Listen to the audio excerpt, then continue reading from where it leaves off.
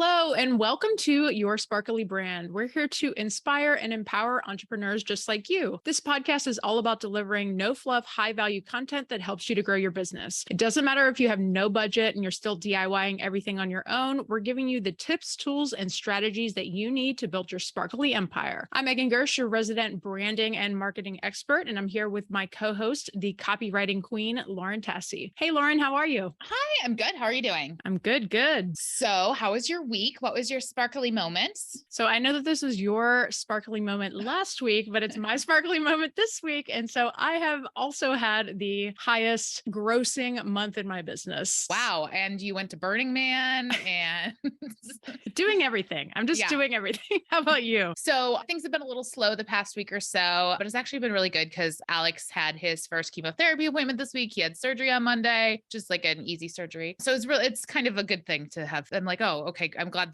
these times are aligning versus, the other way around. So I am grateful for that. Awesome. Yeah. It's never good to have like chaos on top of chaos. No. Yeah. There's like so much weird stuff going on in my life right now. Like they turned off the power in our building for like 5 hours yesterday. And it's just all of that sort of stuff. So I'm like, okay, if work's going to be slow right now, I will take it. Well, I'm glad to hear that. Yeah. So this episode is a celebration. It's a whole sparkly episode. That's because we realized we have been podcasting for an entire year. I think it was about a year ago that we first started recording and releasing episodes. You and I had planned it for a while before we actually put it into motion, but I'm so excited to, chat about that. This whole episode's kind of going to be things we've learned, things we didn't expect to happen, mistakes we made, just sort of what a year of podcasting has taught us. Yeah, it's been a wild ride. A thing that I didn't realize in the beginning when we started this, essentially how much work this is going to be. But if you're somebody out there who listens to this podcast, if you are thinking about starting a podcast, it certainly is rewarding and there are a lot of positives, but just know that it's another thing to be added to your plate. So we'll get into that a little bit. But yeah, congrats on making it to a year. Yeah, congrats to you too.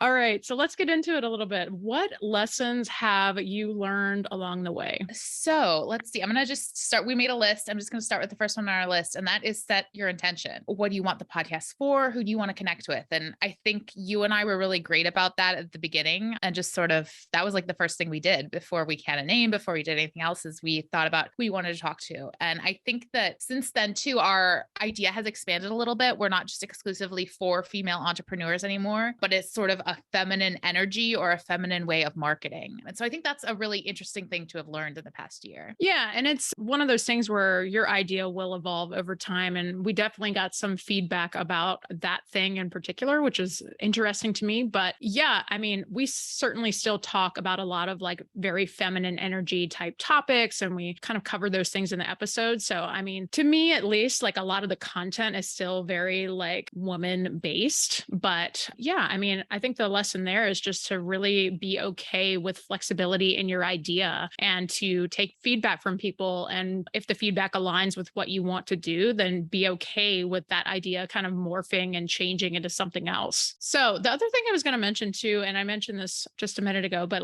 it is a lot of work. And so to put together a podcast, I definitely recommend getting super organized with your assets. I can tell you a little bit about our setup. So basically we have an Asana project where we keep organized all of our episode ideas, all of our kind of guest ideas. We have links in there for essentially how, when we ask a guest to be on our podcast, essentially we send this link to them where they can submit all of these different assets to us, their social media links, their photo, any information about, if they want us to talk about something specific on the podcast and they really want us to touch on that, that is the time where they can submit that information. And I think it's just about getting organized too with figuring out the flow of if you're going to have a podcast co-host, who's going to do what, and kind of dividing the tasks and just getting organized with whatever that means for you. Most of the times we will create episode outline. So that way we can refer to it while we're recording, just as kind of the home base. It's also really helpful when we are bringing a guest on to kind of give them kind of the run of show, just to kind of tell them this is how things kind of flow on the podcast, and just to give them some prep at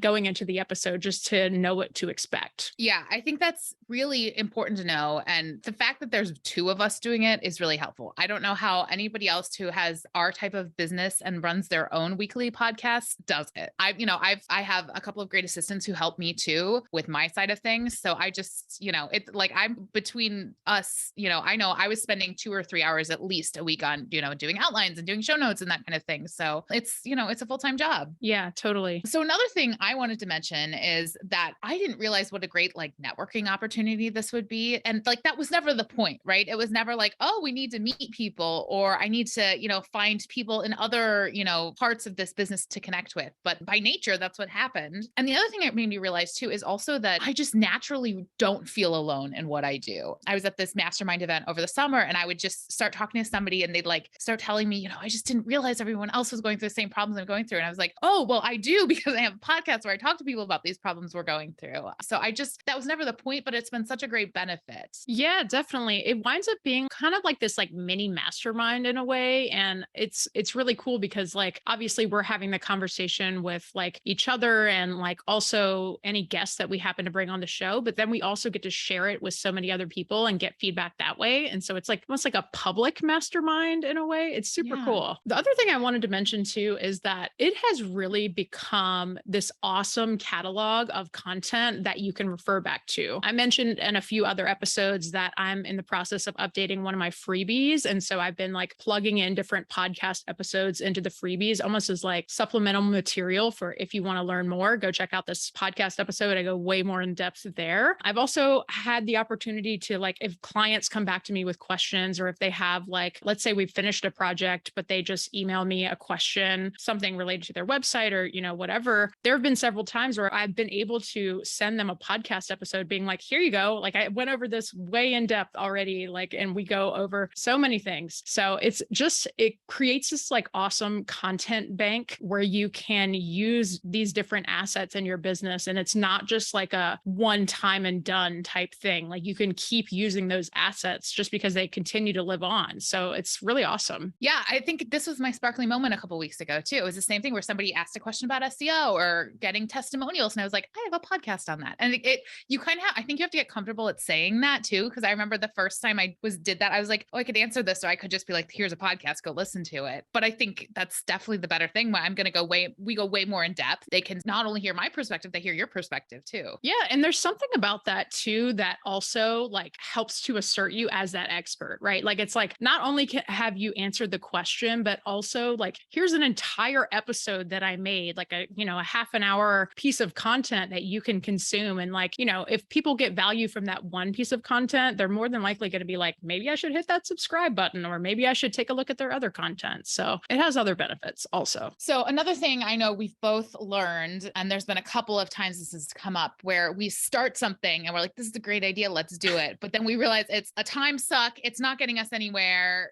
There's a better way, and we throw it out the window. And I think that's part of it, is just experimenting and trying new things and being willing to be like, you know what, this is not worth it. And I know social media was one that we gave up on pretty quickly because it wasn't worth it. Yeah, definitely. It was like one of those things where it was like, I'm already creating, like 15 posts a day for my own social media. So like, adding more posts to that was just like not happening. So like, I still tend to create some assets for like when we have guests on the show and that kind of thing, because it's nice to be able to give them something to post. But yeah, having the podcast's own social media was something that I basically texted Lauren. I was like, hey, I'm not doing this anymore. And I was like, don't do it anymore. You should stop. Yeah. Another thing that we tried and we kind of threw out pretty quickly was we did one episode recorded on Riverside, which was interesting just because I was working with a person at the time to try to create clips for the podcast. And he at the time needed like a full screen version of the recording. And I was like, okay, well, Zoom can't do that. So we needed to find another solution. So we went to Riverside, and Riverside is a completely different beast. It's a lot more complicated than Zoom. It's the kind of thing too, where we've all been using Zoom during the pandemic for like 2 years at this point. And so we're like really comfortable in that platform, and just going into Riverside was just such a learning curve. There was just like a lot of issues that came with it. So we used it one time and then we were like, never doing this again. So yeah, I don't want to know how many hours we lost that week. Oh my God. I had like a problem with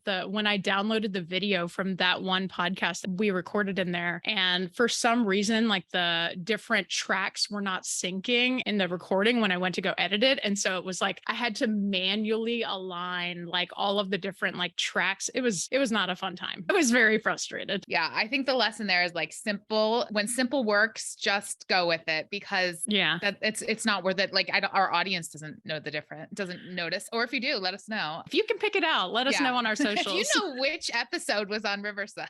Oh, another point that I think is so helpful, and now that you and I have both been guests on more podcasts too, is to make it easy for your guest. Make it easy for them to book with you. Let them know what's coming, right? There's sometimes you get on a podcast and you're like, am I just showing up on Zoom? Like, is it being recorded? Just give them as much information as you can, because it's going to make them more comfortable, which is going to make for a better interview, which is going to make for a better episode. We use Calendly for booking, and you can collect links, you collect headshots, that kind of thing. We do an outline for every show just to sort of show them where we're going to go, make sure we don't miss anything, make sure it's like cohesive. We tell them what to expect, right? Hey, if you have a microphone, use it. If not, AirPods are fine. And then afterwards we follow up and we tell them when the show's going to be released. And if we're creating assets, we share the assets. So it's just sort of making it easy on the guest, because, they're doing us a favor. Yeah, definitely. And the thing, I wanted to touch on one thing when it comes to assets too. And this is something that I've learned from being a guest on other people's shows too, is that sometimes shows don't provide you with any assets at all. And it's like the kind of thing where like, I'm really active on socials. Like I want to be able to promote your podcast and like to share the episode, but like, I'm not going to go like out of my way to like create assets for your show. So it's just like one of those things, like as a podcast host, it's really nice to be able to provide those assets to guests and just to make it easy for them to share. So another thing I wanted to share that like for me has been, when we were starting out, I was very like, especially in the interviews, I was very much like, oh my God, what do I say next? What comes next? And I wasn't very good. And I was like this when I first was doing like client discovery calls too. I was just like, oh my God, what's the next question? What am I saying next? And just very concerned about what I was doing and like how I could sound smart. But the lesson I've learned here is just show up and just listen to somebody's story. And then a good question will come in your mind, and it just make it a conversation, and don't make it so much you need to ask a question, you need to be on top of it. If you're just listening and being an active participant, then the conversation flows, the interview happens. If you need more information on something, you will ask it because you're naturally listening. Yeah, I totally agree with you too. And it just makes for a better conversation. If you have a guest on, like take something that they say and like really kind of riff off of that, it just feels a lot more natural. Those have been like the moments in our past episodes that I've like the unplanned moments that I just love the most, just because like it's not something that we wrote down, in the outline or whatever, but it's something that we chose to dig a little deeper on with the guests that we've had on. And it feels like a natural conversation. I mean, that's just because like you are genuinely listening to the person. So another thing that I've learned, and I feel like you probably learned this before the podcast because you do all the social media, but like, I don't know, I was probably putting makeup on before our first episode. I was probably concerned about, what's my hair doing? How does that matter? But that went away really quickly. Like nobody cares how you look. It's a podcast, yes, but we've always recorded videos. So I've had, some concerns about that, but nobody cares. It doesn't matter if my hair is a mess. It doesn't matter. I put my sparkly kimono on and I'm ready to go. So that's been a great lesson. It's been something that, just showing up and being yourself. Yeah, I think that adds a piece to like the authenticity piece of the podcast as well too. Like, we try to put on, like, it's obviously the podcast is called Your Sparkly Brand. We try to like wear something like kind of fun every episode, but I mean, I know that there's definitely episodes where I haven't, like I usually wear all black all the time. So like, like sometimes I forget, but like, honestly, no one has ever commented on that. No one really, no one has really cared. No one cares how you look. So that kind of is a nice segue into the next point, which is do video if you can. This just gives you a lot more room to play with the media, and it really can be helpful, especially if you're on social media, if you're sharing the podcast across your channels, just because video is more engaging. People will stop and watch if they see motion in their feed. It's also just like a great asset for like repurposing into smaller snippets. And so, yeah, I always recommend doing video if you can. So another thing we did that it's been great, but it's also the one thing is we can't see our analytics as well, which you might not even know this, Meg, but we switched. We were originally using Podbean for hosting and uploading. And then we switched to Anchor FM, I don't know, maybe 4 months ago. And the system's way better. I like it better. You're able to upload video. We can just upload one video and it ends up as video on Spotify. So from a user end, it's much better. But unfortunately, because of that, the analytics don't cross over. So like our first 40 40 episodes or whatever, the analytics in Anchor are only for since they've been on Anchor. But I would highly recommend it. If anybody's thinking about starting a podcast, use Anchor. It's free. It's user-friendly. I don't know why anybody would go anywhere else. And it's, it's simple once you get it set up. So another tool that I wanted to mention also that's been a definite game changer has been editing the podcast video into Descript. For those that don't know, Descript is essentially an audio or video editor where you can pull your video into Descript and then you can essentially edit the video like a Word doc. So it like transcribes the entire video. And then let's say that in the second sentence, you didn't want that piece in your podcast, you can literally just highlight the text and hit delete and it will edit your video according to that edit. So it's